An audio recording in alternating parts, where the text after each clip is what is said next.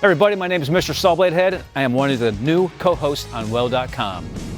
What I create is functional art, from badass furniture to drum sculptures, mic stands, stage props for numerous artists throughout the world.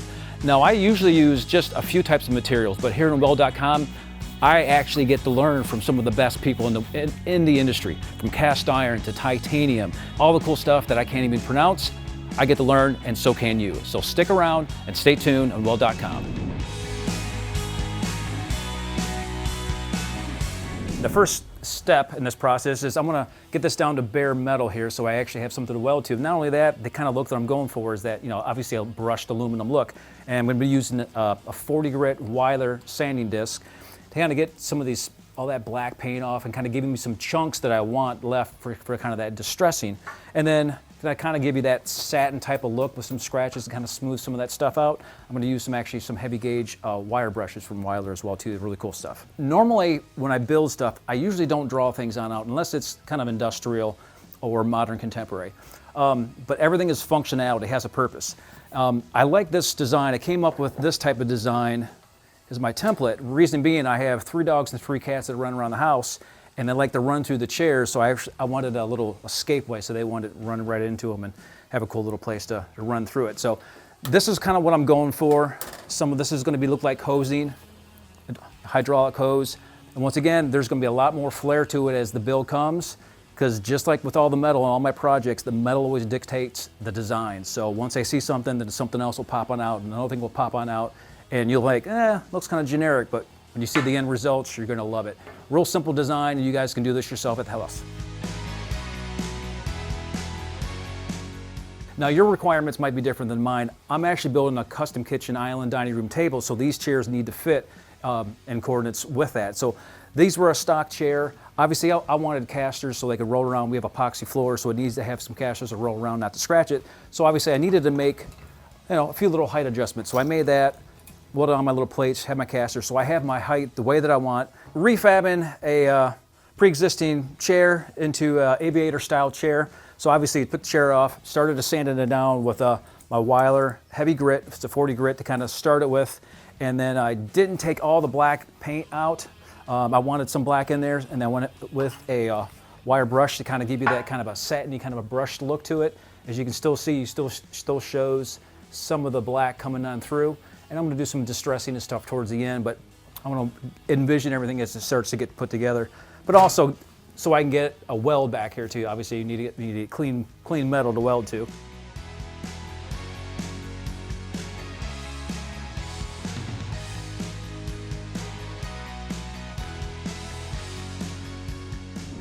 Made the skins, and a lot of times I've done aviator style before, where I actually do multi-layering of the metal. To be honest with you, I'm just kind of impatient. I want this stuff. This is my simplistic design.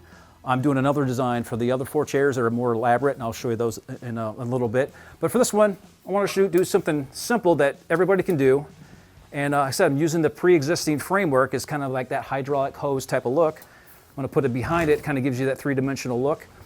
I just scribe this just with a regular 4.5 inch cutoff wheel. Just scribed it to get that look. I can show you how I did that. Just use a straight edge. And then the holes, how I did that, because this is going to take forever just to drill. I used my Power Max 30 and just did a spot hole. And then I went in and did the drill holes to make them nice and clean, because when I put the rivets in, it needs that clean hole in order to get that rivet secure on there.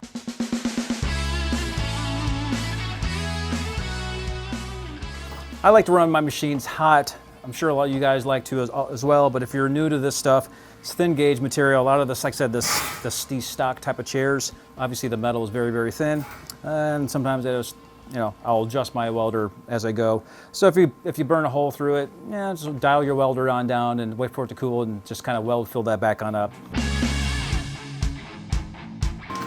Some of that black pops through because of the heat penetration. Some of that stuff I'm going to want to keep just because of the look. I might actually add some black distressing paint to it as well when I do some brushing. So I'm going to make this look like it's beat up old aviator style chair.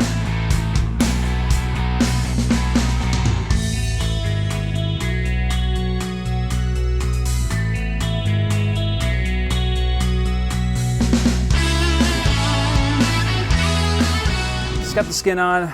Did the little banding to help, once again, protect it, also to kind of cap it on off. If you like a bigger banding, then get yourself a bigger piece of flat bar or even some round solid rod or pipe and do it. Once again, going for a distressed look. I'm still going to just keep on getting more distressy. But once again, don't be afraid to, do that to it, do that to it, or that. Like I said, this is your look. If you want that distressed look, or if you want a super clean look, then you better do a really good job because it's going to show. But I want that distressed look, and I'll probably want to put a bullet hole through it. Like always, kind of procrastinating on stuff, and I just use scraps. A lot of times that helps kind of get the creativity going because you are limited on the materials. This is a little bit heavier gauge. I believe this is probably, this might be 20 gauge. So it's a little thicker than the side skins. As you can see, it's been outside. So once again, I like layers and textures, and like I said, just kind of going through the bin of cool stuff and found some scrap perforated metal. I think this stuff is badass. I actually used this on a Camelot World Tour on a couple mic stands I did for the guys in Camelot. So there you go, little rock and roll trivia for you. But I think I'm going to put this down here. Once again, it gives it some different texture, and I'm going to put this up here. Obviously, I'll clean it on up and design the rivets. Who knows what I'm going to do for the back? But let's get this stage going first.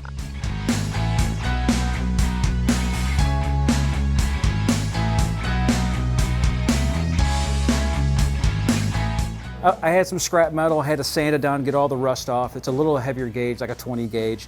Just kind of fitted it on up. And a lot of times you'll see this, and all your good welders out there are going to go, man, that weld looks like crap. And believe me, there's a little method to my madness. When I'm doing kind of rustic and stuff like that, there's the reason why I'm kind of doing it like that, because it's going to be the overall look once it's done.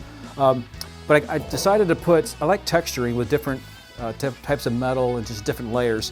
And I had some, like I said, this is some leftover perforated metal that I had from the Camelot mic stands that I had done for the World Tour. And once again, just gets a different look versus carrying this thing all the way down to the ground.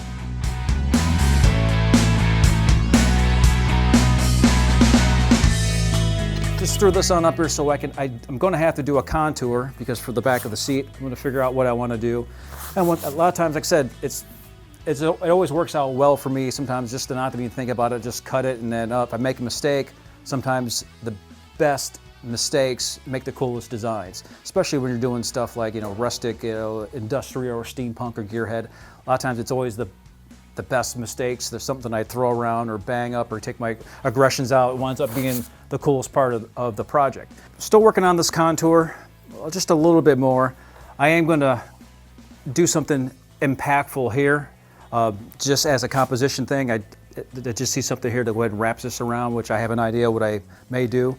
I haven't decided what I'm going to do here on this, but I'll figure it out. So I put the back skin on back of the chair. I finally come up with a design that I like. It's kind of hard to see. I kind of want it that way, so you'll be surprised at the very end of it. But I like this design for the rest of the chairs that I have to do. There's 4 in total. This way also gives me a way that I can either make this design here in the center all identical, or I can do something unique with each of the chairs, but still keep all the rivets and stuff like that together. Warning, do not try this at home unless you are a professional. I don't know who this guy is, but he looks pretty professional.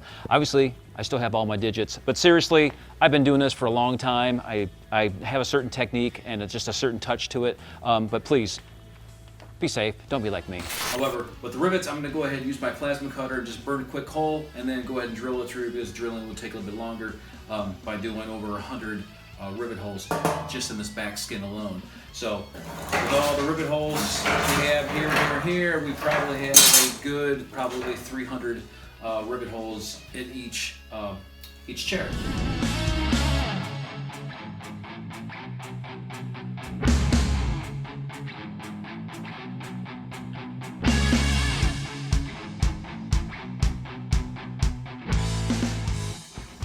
I was lucky enough to meet our new co-host at Weld.com, Titanium Ray, and he gave me these sweet Lamborghini springs, which I included on my aviator chair, as you can see here.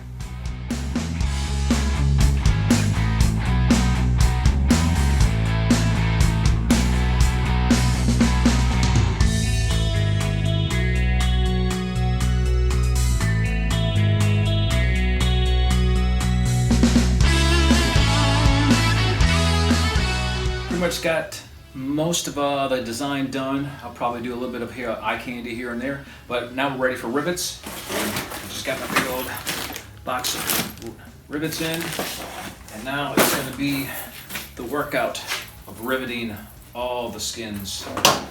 So let's get to this.